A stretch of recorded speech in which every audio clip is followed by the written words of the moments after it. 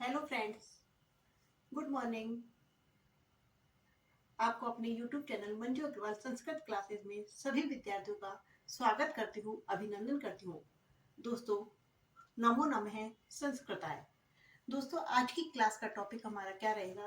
तो आज की क्लास का टॉपिक हमारा महाकाव्य किरातार्जुनीय महाकाव्य रहेगा। क्या रहेगा? किरातार्जुनीय महाकाव्य, जो किसकी रचना है? तो ये महाकवि भारवी की रचना है। किसकी रचना है? महाकवि भारवी की रचना है। दोस्तों, कल की क्लास में हम महाकवि भारवी के जीवन परिचय के बारे में विस्तार से चर्चा कर चुके हैं। आज की क्लास में हम महाकाव्य किरातार्जुनीय के बारे में पढ़ेंगे। तो इसको लेकर आज हम उपस्थित हुए। तो दोस्तों, सबसे पहले हम बता दें कि जो ये महाकवि भारवी की किरातार्जुनीय है, जो महाकवि भारवी का एकमात्र उपलब्ध ग्रंथ बताया जाता है। एकमात्र उपलब्ध ग्रंथ है, अर्थात महाकवि भारवी की सिर्फ एक ही रचना में मिलती है, वो है किरातार्जुनीय महाकाव्य। दोस्तों, ये जो किरातार्जुनीय महाकाव्य है, इसकी लघु बृहत त्रय में भी क्या की जाती है? गणना की जाती है। ये बृहत त्रय का क्या माना जाता है? प्रथम ग्रंथ माना जाता है। बृहत त्रय में 3 ग्रंथ आते हैं। एक तो आता है भारवी का अपना किरातार्जुनीयम, एक माघ का शिशुपालपद और एक श्रीहर्ष का नैषधीय चरितम। ये 3 क्या है? हमारे महाकाव्य है, जिनकी गणना बृहत त्रय में की जाती है। जबकि इससे पहले हमने लघु त्रय की बात करी थी, जब कालिदास को पढ़ाया था। लघु त्रय में कालिदास के 3 ग्रंथों को सम्मिलित किया गया है। लघु त्रय में कालिदास के कवि कौन है? कितने हैं उसमें? एक। लेकिन काव्य कितने? लघु त्रय में 3। तो कालिदास के ही 3 ग्रंथों को लघु त्रय में शामिल किया है। एक है मेघदूत, एक है कुमार संभव और एक है रघुवंश महाकाव्य। यदि आपसे पूछे कि लघु त्रय का सर्वश्रेष्ठ ग्रंथ कौन सा है, तो उसमें रघुवंश महाकाव्य आएगा। जबकि आपसे पूछे कि बृहत त्रय का सर्वश्रेष्ठ ग्रंथ कौन सा है, तो बृहत त्रय का सर्वश्रेष्ठ ग्रंथ पूछे तो क्या आएगा? श्रीहर्ष का नैषधीय चरितम। लेकिन यदि आपसे पूछे कि बृहत त्रय का प्रथम ग्रंथ कौन सा है, तो बृहत त्रय का प्रथम ग्रंथ भारवी का क्या आएगा? किरातार्जुनीय महाकाव्य। तो दोस्तों, अब हम चलते हैं अपने टॉपिक की तरफ। लेखक अर्थात कवि की बात कर लेते हैं कि किसने लिखा है। किसने लिखा है? ये रचना किस कवि की है? तो ये किरातार्जुनीय महाकाव्य किसका लिखा हुआ है? तो महाकवि भारवी का। महाकवि भारवी का लिखा हुआ है, जिसके बारे में हमने आपको कल विस्तार से बताया था कि महाकवि भारवी का जो मूल नाम क्या था। बताया था हमने आपको कि महाकवि भारवी का मूल नाम क्या था? दामोदर था। क्या था? दामोदर था। और इन्हें कौन सा छंद प्रिय है? तो इन्हें वंशस्थ छंद प्रिय है। ये किस मार्ग के प्रवर्तक है? विचित्र मार्ग के प्रवर्तक है। और इनके आश्रयदाता राजा कौन है? तो इनके आश्रयदाता राजा कौन है? विष्णुवर्धन है। इस प्रकार हमने, और इन्हें कौन सी उपाधि प्राप्त हुई थी? तो इन्हें आत्मपत्र भारवी के नाम से जाना जाता है। यदि हम अब इसकी बात की करें, ये कौन सी काव्य विधा है? इसकी काव्य विधा क्या है? काव्य विधा तो ये किस में आता है? तो ये महाकाव्य में आता है। जैसे गद्य है, पद्य है। पद्य भी 3 प्रकार होता है। प्रबंधात्मक महाकाव्य होता है, खंड काव्य होता है, महाकाव्य होता है। तो ये किस में आता है? तो ये महाकाव्य में आता है। किस में आता है? महाकाव्य में। गद्य कितने प्रकार के होते हैं? तो गद्य 2 प्रकार का आता है। गद्य 2 प्रकार का होता है। एक तो आख्यायिका होती है, एक कथा होती है। जब हमने संस्कृत साहित्य का विभाजन बताया था, तब वहां पर आपको ये विस्तार से बताई थी। उसकी क्लासें हमने यूट्यूब पर पढ़ा के डाल रखी है। महाकाव्य क्या है? महाकाव्य। उसके बाद यदि हम बात करें कि ये जो किरातार्जुनीय महाकाव्य है, इसमें कितने सर्गों का महाकाव्य है? तो ये कितने सर्ग है इसमें? तो इसमें सर्गों की संख्या पूछी तो कितने सर्ग है इसमें? 18 सर्ग है। कितने सर्ग है? 18 सर्ग है। और श्लोकों की बात करें तो श्लोकों की बात करें तो इसमें कितने श्लोक है? तो श्लोकों की बात करें तो इसमें 1040 श्लोक है। लेकिन कहीं कहीं हमें 1030 श्लोक भी प्राप्त होते हैं। 1040 की भी संख्या प्राप्त होती है और कहीं किसी बुक्स में हमें 1030 भी मिलते हैं। दोस्तों, अगर हम बात करें इसके उपजीव्य महाकाव्य की, अर्थात इसका कथानक कहाँ से लिया गया है, इसका कथानक हमने कहाँ से लिया है, तो इसका उपजीव्य काव्य की बात करें तो इस उपजीव्य काव्य अर्थात इसका कथानक है, जो इस महाकाव्य में कथा वस्तु ली है, वो कहाँ से ग्रहण की है? हम जानते हैं कि जो भी बाद के जितने भी कवि हैं उन्होंने अपना जो कथानक ग्रहण किया है या तो रामायण से ग्रहण किया है या फिर महाभारत से ग्रहण किया है। दोनों हमारे जो काव्य है रामायण और महाभारत वो किस श्रेणी में आते हैं, तो वो उपजीव्य काव्य की श्रेणी में आते हैं। उन्हें वीर काव्य की श्रेणी में गिना जाता है, उन्हें आर्ष काव्य की श्रेणी में गिना जाता है। तो इसका उपजीव्य काव्य क्या है, तो महाभारत। और महाभारत का भी कौन सा पर्व है, तो महाभारत का ये कौन सा पर्व कहलाता है, तो वन पर्व। महाभारत में कितने पर्व बताए थे, तो महाभारत में 18 पर्व है। कितने पर्व थे, 18 पर्व है। तो महाभारत का वन पर्व इसका क्या है, उपजीव्य काव्य है। दोस्तों किरात कहाँ रहते हैं, किरात वन में रहते हैं। किरात मतलब शिकारी। तो किरात कहाँ रहते हैं, वन में रहते हैं। तो इस प्रकार हम याद कर सकते कि महाभारत का जो किरातार्जुनीय महाकाव्य है उसका जो उपजीव्य है अर्थात जिसका कथानक ग्रहण किया है वो कहाँ से लिया है, तो वन पर्व से लिया है। इस महाकाव्य की नायक कौन है, नायक कौन है, तो इस नायक, नायिका और प्रतिनायक की बात करें, प्रतिनायक, इन तीनों की बात करें तो नायक कौन है, तो नायक इसमें कौन है, अर्जुन है। इस महाकाव्य का नायक कौन है, अर्जुन है, अर्जुन है। और वो किस श्रेणी का नायक कहलाता है, तो वो धीरोदात्त श्रेणी का नायक है। कैसा नायक है, तो धीरोदात्त अर्थात उच्च कुल वाला, अर्थात जो सर्वश्रेष्ठ नायक होता है वो कौन सी श्रेणी का होता है, तो धीरोदात्त होता है। कौन सा होता है, धीरोदात्त श्रेणी का होता है। तो जो हमारा अर्जुन है वो किस प्रकार का नायक है, तो धीरोदात्त श्रेणी का नायक है। यदि नायिका की बात करें तो नायिका कौन है, तो अर्जुन की जो पत्नी है द्रौपदी, वो इसकी क्या है, इसकी नायिका है।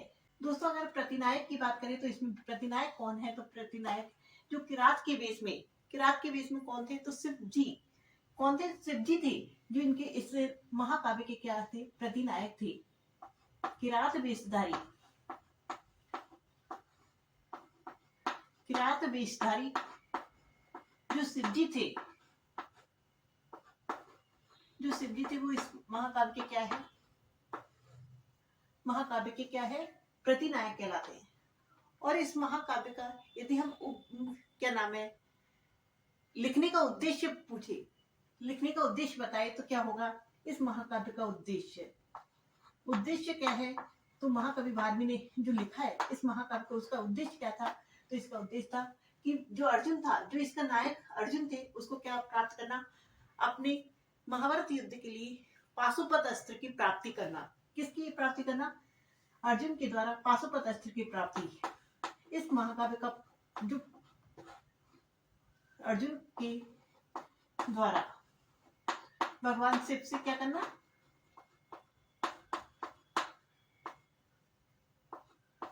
शिव से पाशुपत अस्त्र की प्राप्ति करना। कौन सा अस्त्र है, तो पाशुपत अस्त्र। आपसे पूछे कि पाशुपत अस्त्र किसका है, तो ये किसका है, तो भगवान शिव का है। अस्त्र की प्राप्ति। दोस्तों आपने हमारे किरातार्जुनीय महाकाव्य जो भारवी की रचना है और जो रघुवंश महाकाव्य जो कालिदास की रचना है उसमें कुछ डिफरेंस देखा कि जो महाकवि कालिदास है उन्होंने अपने जो काव्य का कथानक बनाया था वो एक विस्तृत कथानक था। उसमें कितनी पीढ़ियां थी, तो उसमें 29 पीढ़ी थी। और कितने राजाओं का वर्णन किया गया था, तो 31 राजाओं का वर्णन किया गया था। अर्थात उस काव्य का जो कथानक था वो विस्तृत था, लिया गया।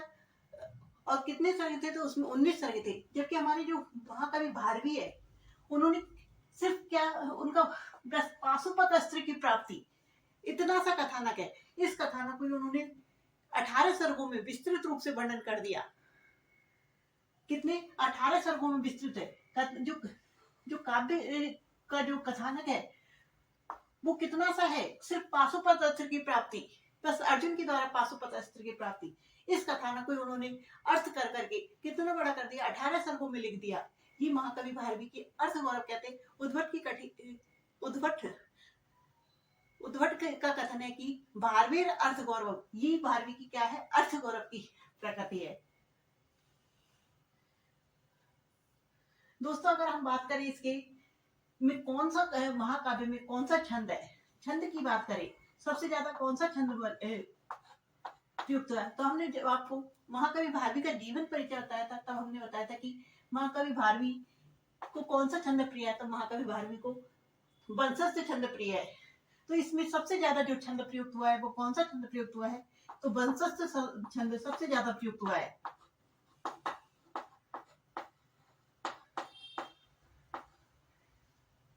वंशज से छंद सबसे ज्यादा प्रयोग हुआ है।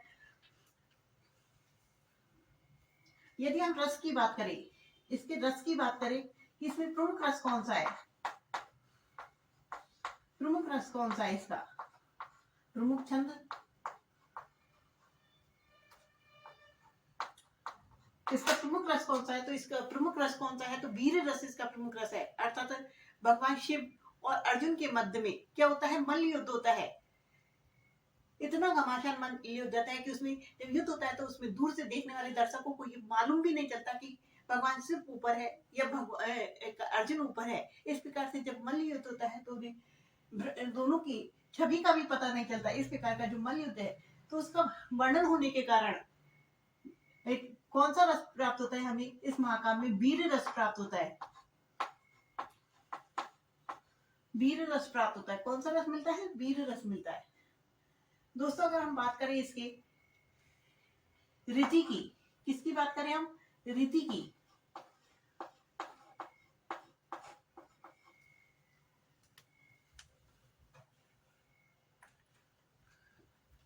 दोस्तों अगर हम बात करें इसकी रीति की तो इसमें कौन सी रीति है, तो हमने महाकवि भारवी की कौन सी रीति बताई थी, जब भारवी का जीवन परिचय बताया था तो कौन सी रीति बताई थी कि भारवी को कौन सी रीति पसंद है। द्रौपदी को अन्य किस नाम से जानते हैं, इसमें द्रौपदी क्या है, नायिका है, तो द्रौपदी को अन्य किस नाम से जानते हैं, तो पांचाली के नाम से भी जानते हैं। तो जो भारवी की रीति है वो कौन सी है, तो पांचाली है। तो इस महाकाव्य की जो रीति है वो कौन सी है, पांचाली, पांचाली। लेकिन यदि आपसे पूछे कि इस महाकाव्य के प्रथम सर्ग में कौन सी रीति है, इस महाकाव्य के प्रथम सर्ग में कौन सी रीति है, तो प्रथम सर्ग की अलग रीति है।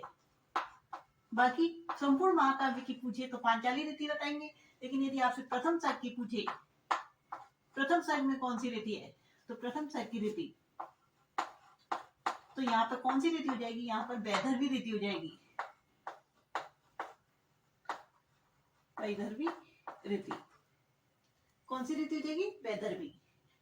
संपूर्ण महाकाव्य की पूछे तो पांचाली रीति है, लेकिन यदि प्रथम सर्ग की रीति पूछे तो वैदर्भी रीति मानी जाएगी।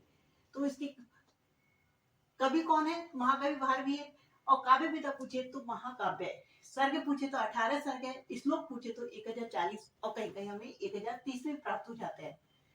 उपजीव्य काव्य पूछे तो महाभारत का वन पर्व कहलाता है। नायक कौन है, नायक अर्जुन है, नायिका द्रौपदी है और प्रतिनायक किरात बेचारी शिव जी है, भगवान शिव है। इसका उद्देश्य, इस महाकाव्य का उद्देश्य था अर्जुन के द्वारा भगवान शिव से पाशुपत अस्त्र की प्राप्ति। छंद कौन सा है, तो इसमें सबसे ज्यादा छंद वंशज छंद है। रस की पूछे तो वीर रस है और रीति की पूछे तो पांचाली है। लेकिन अलग से आपको सर्ग देकर पूछे, प्रथम सर्ग की रीति वैदर्भी है। अब यदि हम अलंकार की बात करें, अलंकार की बात करें तो इसमें कौन सा अलंकार है, इसका प्रमुख अलंकार कौन सा है। यदि अलंकार की बात करें तो सबसे ज्यादा प्रयुक्त जो अलंकार है वो अर्थांतर न्यास अलंकार है। कौन सा है, अर्थांतर न्यास अलंकार।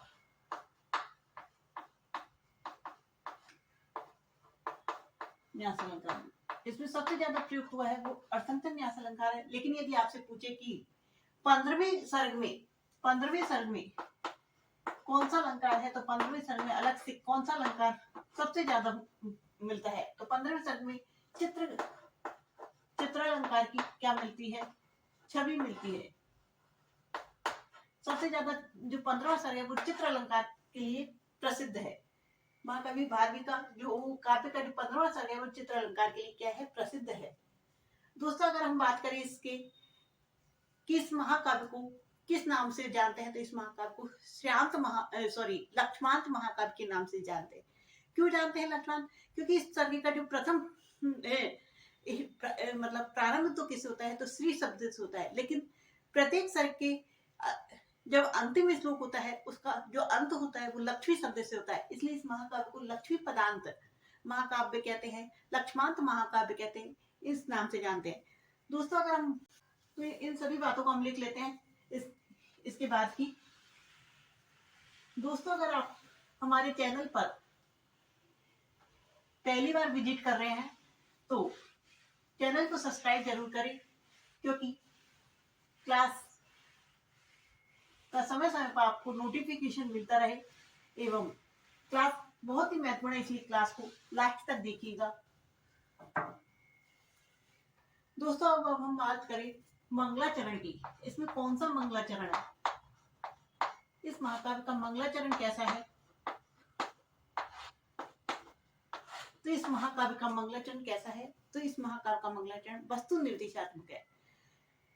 सीधे शब्दों में मैं बताऊं कि बृहत्त्रयी में 3 जो महाकाव्य है, अपना 12वीं का किरातार्जुनीयम, माघी का शिशुपालवध और श्रीहर्ष का नैति, तीनों ही महाकाव्यों में कौन सा आएगा मंगलाचरण? तो तीनों ही महाकाव्यों में मंगलाचरण कैसा है? वस्तु निर्देशात्मक मंगलाचरण है,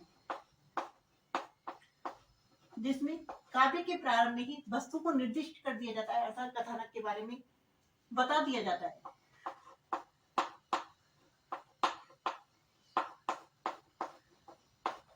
किस प्रकार का है? वस्तु निर्देशात्मक है। नोट लगा के आप लिख सकते हैं कि इस महाकाव्य को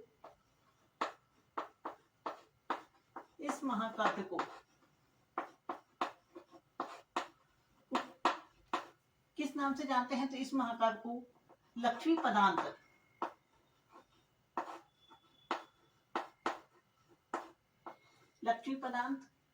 लक्ष्मांत,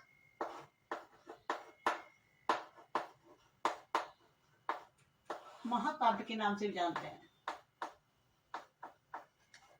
महाकाव्य के नाम से जानते हैं क्योंकि इस महाकाव्य का जो प्रारंभ है, प्रारंभ किससे होता है? इस महाकाव्य का जो प्रारंभ होता है वो किससे होता है? तो श्री शब्द से होता है। और अंत किससे होता है? तो इस महाकाव्य के प्रत्येक सर्ग के अंत में क्या है? इस महाकाव्य के प्रत्येक सर्ग के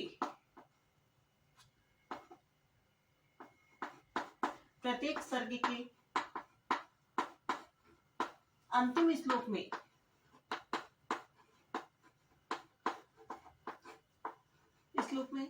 क्या लिखा है? प्रत्येक सर्ग के अंतिम श्लोक में किस शब्द का प्रयोग किया है? तो लक्ष्मी शब्द का प्रयोग किया है। किसका? लक्ष्मी शब्द का प्रयोग किया है। इसलिए इस महाकाव्य को किस नाम से जानते हैं? तो लक्ष्मांत या लक्ष्मी पदांत महाकाव्य के नाम से जानते हैं। लेकिन एक महाकाव्य ऐसा भी है जिसे हम श्रेयांत महाकाव्य के नाम से जानते हैं। वो कौन सा महाकाव्य है? तो ये माघ का कौन सा महाकाव्य? माघ का शिशुपालवध, उसे श्रेयांत महाकाव्य के नाम से जानते हैं। क्यों? क्योंकि उसका प्रारंभ और अंत किससे होता है? श्री शब्द से होता है। उसके बाद यदि हम बात करें कि इस महाकाव्य की गणना किसमें की जाती है, तो इस महाकाव्य की गणना किसमें की जाती है? महाकाव्य की गणना किसमें की जाती है? तो इसकी गणना की जाती है बृहत्त्रयी में।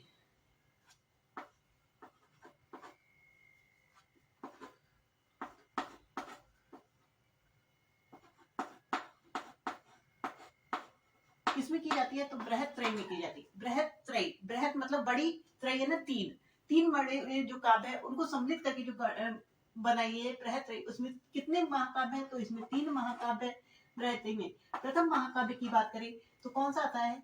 हमारा किरातार्जुनीयम। कौन सा आता है? किरातार्जुनीयम। दूसरे की बात करें तो इसमें दूसरा महाकाव्य आता है हमारा शिशुपालवध। कौन सा आता है? शिशुपालवध।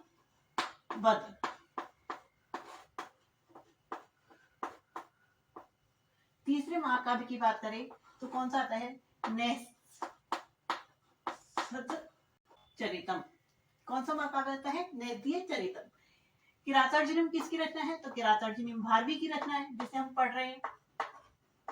शिशुपाल किसकी रचना है? तो ये माघी की रचना है, जो हमारे भीममाल जालौर के हैं। और नैदी चरितम किसकी रचना है? तो ये श्रीहर्ष की रचना है, श्रीहर्ष की रचना है। किरातार्जुनी में कितने सर्ग हैं? तो किरातार्जुनी में 18 सर्ग है। शिशुपाल वध में कितने सर्ग है? तो इसमें 20 सर्ग है।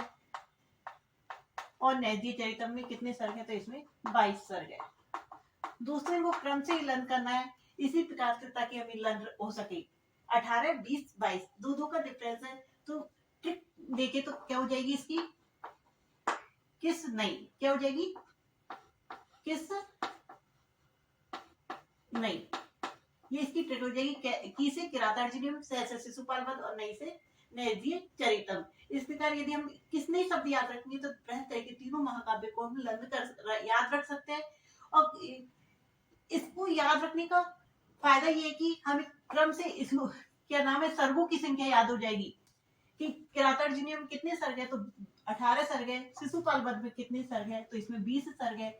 और नैदी चरित में कितने सर्ग है? तो इसमें 22 सर्ग है। इस प्रकार दोस्तों जब हम अभी पढ़ते हैं तो बहुत सरल लगते हैं और ऐसा लगता है कि हम में तो ये याद है, हम ट्रिक से क्यों याद करें।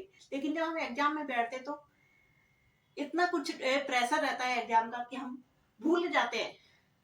तो यदि हमें एक शब्द भी याद होगा तो क्रम से हम चीजों को, और जब एग्जाम में आती है तो छोटी छोटी चीजें ही हमसे गलती करा देती है। ठीक है, हम यहाँ पर अलग से देख लेते हैं। ठीक है, सभी प्रश्न एग्जाम में पूछे जाते हैं बहुत ज्यादा। ठीक है, तो सबसे जो पहली टीका है वो कौन सी है हमारी? घंटा पत्थर, घंटा पत्थर। और ये किसकी द्वारा लिखी गई है? तो ये किसके द्वारा लिखी गई है? ये मल्लीनाथ के द्वारा लिखी गई है, मल्लीनाथ। टीकाकार कौन है? मल्लीनाथ। एक टीका हमें प्राप्त होती है शब्दार्थ दीपिका, शब्दार्थ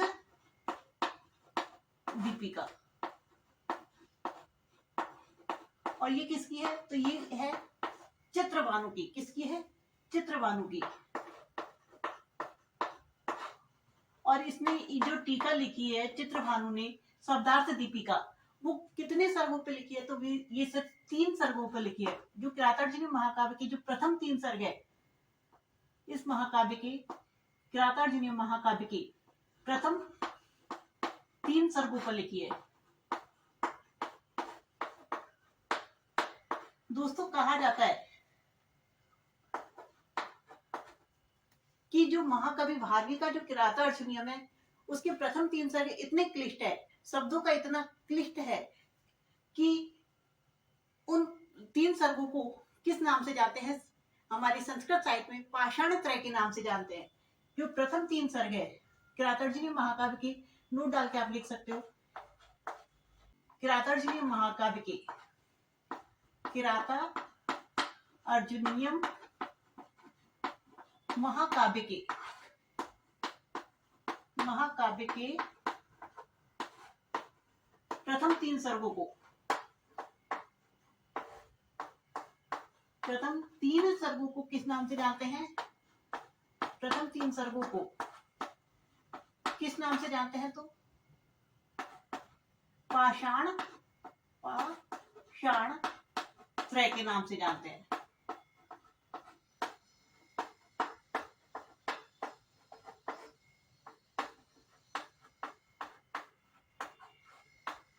किस नाम से जानते हैं? पाषाण त्रय। किसको जानते हैं? किरातार्जुनीय महाकाव्य के प्रथम 3 सर्ग, सिर्फ स्टार्टिंग के जो 3 सर्ग हैं उन्हीं को। तो जो किरातार्जुनीय महाकाव्य के प्रथम 3 सर्ग है उनको पाषाण त्रयी या प्रस्तर त्रयी के नाम से जानते हैं। किस नाम से जानते हैं? प्रस्तर त्रयी, प्रस्तर त्रयी, प्रस्तर त्रयी, प्रस्तर त्रयी के नाम से जानते हैं। लेकिन यदि हम बात करें प्रस्थान त्रयी, कौन से शब्द की? प्रस्थान त्रयी,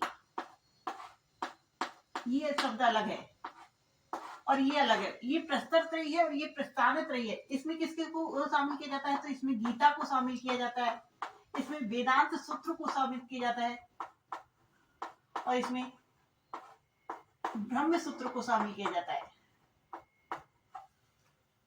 ब्रह्म सूत्र को शामिल किया जाता है। ब्रह्म सूत्र, वेदांत कह दो, उपनिषद कह दो, दोनों एक ही है। वेदांत का जो अंतिम भाग है उसे ही उपनिषद के नाम से जानते हैं। तो ये जो प्रस्थान त्रय में तो गीता आती है, वेदांत आता है और ब्रह्म सूत्र आता है। जबकि यदि प्रस्तुत त्रय पूछे, पाषाण त्रय पूछे, तो ये कौन से काव्य से संबंधित है? किरातार्जुनीय महाकाव्य के प्रथम 3 सर्गों से संबंधित है। दोस्तों, इस महाकाव्य से संबंधित कुछ महत्वपूर्ण विशेष बातें हैं, उनको ये हम कर लेते हैं आगे बातें। दोस्तों, हम बात करें इस महाकाव्य की विशेष तथ्यों की। किसकी? विशेष तथ्यों की।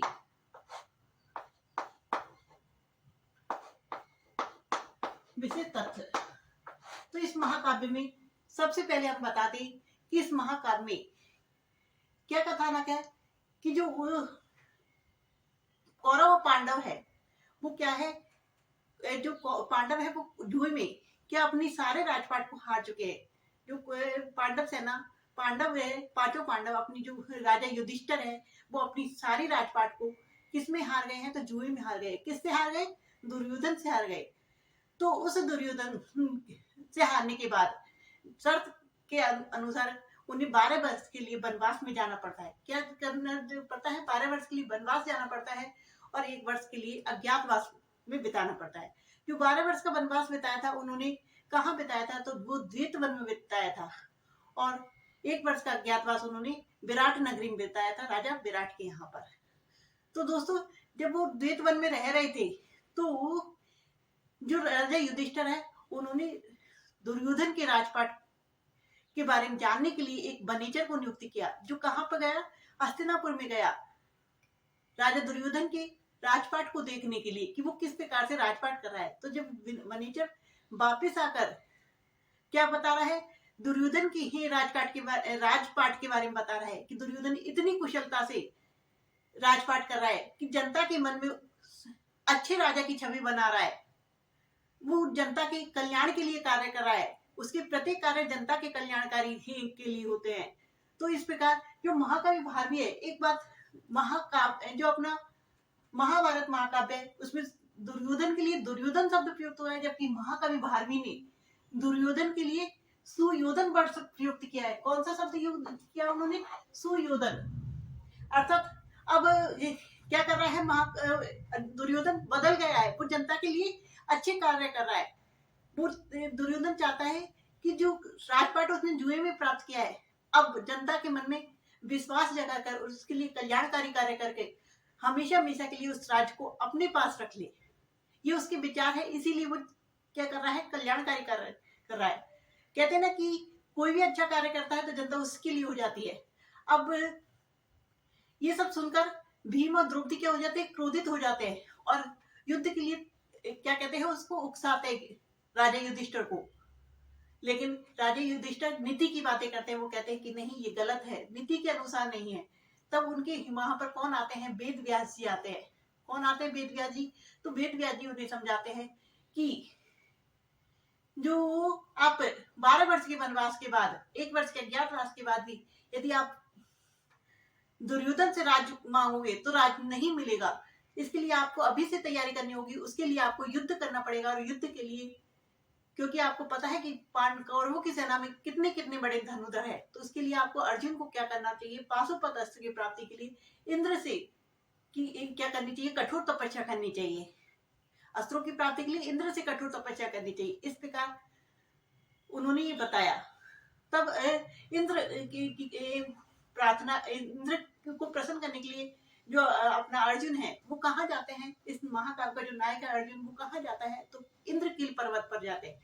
तो महाकाव्य इंद्रकील पर्वत पर जाकर इंद्र को प्रसन्न करते हैं। इंद्र बताते हैं कि पाशुपत अस्त्र की प्राप्ति के लिए आपको भगवान शिव को प्रसन्न करना होगा। तब उनकी कठोर तपस्या शिव के लिए चालू हो जाती है, अर्जुन की। और अंत में भगवान शिव उनकी परीक्षा के लिए आते हैं और दोनों के मध्य में किसी सूकर को मारने के रूप में मल्ल युद्ध होता है और अंत में भगवान शिव उनसे प्रसन्न हो जाते हैं और उन्हें पाशुपत अस्त्र की प्राप्ति, पाशुपत अस्त्र प्रदान कर देते हैं। तो ये इस महाकाव्य का क्या है? कथानक है। तो इसमें जो विशेष तत्वों की बात कर रहे थे, इस महाकाव्य में जो दुर्योधन है उसको किस नाम से बुलाया है? दुर्योधन को दुर्योधन दुर्योधन को किस नाम से बुलाया है? तो दुर्योधन को सुयोधन के नाम से संबोधित किया है। किस नाम से संबोधित किया है? सुयोधन, अर्थात सु अच्छा हो गया है। दुर्योधन कैसा हो गया? अच्छा। दु हमेशा बेकार चीज के लिए लगता है, जैसे सुबुद्धि, कुबुद्धि, सुपुत्र, कुपुत्र, इस प्रकार दुर्बुद्धि, इस प्रकार जो अच्छे शब्द है, तो अर्थात वो कैसा हो गया है? अब दुर्योधन अच्छा हो गया है। ये कौन बता रहा था? ये नेचर बता रहा है। सुयोधन शब्द प्रयोग हुआ है।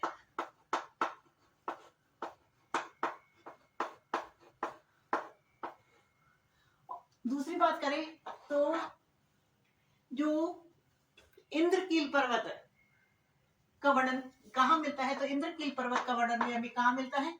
इंद्रकील पर्वत का वर्णन कहाँ प्राप्त होता है हमें? किरातार्जुनीय महाकाव्य में मिलता है।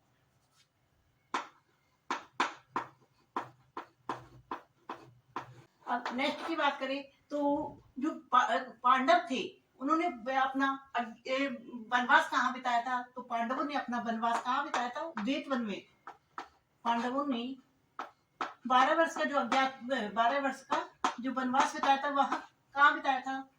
का जो वनवास था वो कहाँ बिताया था? तो वो द्वैत वन में बिताया था। कौन से वन में? द्वैत वन में। और आपसे पूछे 1 वर्ष का अज्ञातवास, तो अज्ञातवास कहाँ बिताया था? तो ये विराट नगरी में। विराट नगरी में। दोस्तों अगर हम बात करें इसके 15वां सर्ग है, जो इस महाकाव्य का जो 15वां सर्ग है, 15वां जो सर्ग है वो किसके लिए प्रसिद्ध है? तो वो चित्र अलंकार, चित्र काव्य के लिए प्रसिद्ध है। चित्र काव्य कह दो, चित्र अलंकार के लिए।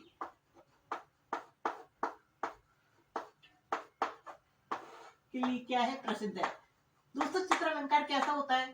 जहां पर एक ही शब्द की शब्द नहीं, वर्ण की क्या है? बार बार पुनरावृत्ति होती है, उसे कहते हैं चित्र काव्य। अर्थात पूरे श्लोक में जैसे नए वर्ण की बार बार पुनरावृत्ति हो रही है, पूरा महाकाव्य और किसी शब्द वर्ण का प्रयोग नहीं हुआ है, सिर्फ नए वर्ण का प्रयोग हुआ है, तो वो कौन सा काव्य हो गया? चित्र काव्य। इस प्रकार की जो श्लोकों की जो भरमार है वो कौन से सर्ग में है? तो 15वें सर्ग में है। दोस्तों अगर आपको हमारी क्लास अच्छी लगी हो तो प्लीज कमेंट करके बताइए और अपने दोस्तों के साथ शेयर कीजिए एवं लाइक कीजिए। Thank you for watching.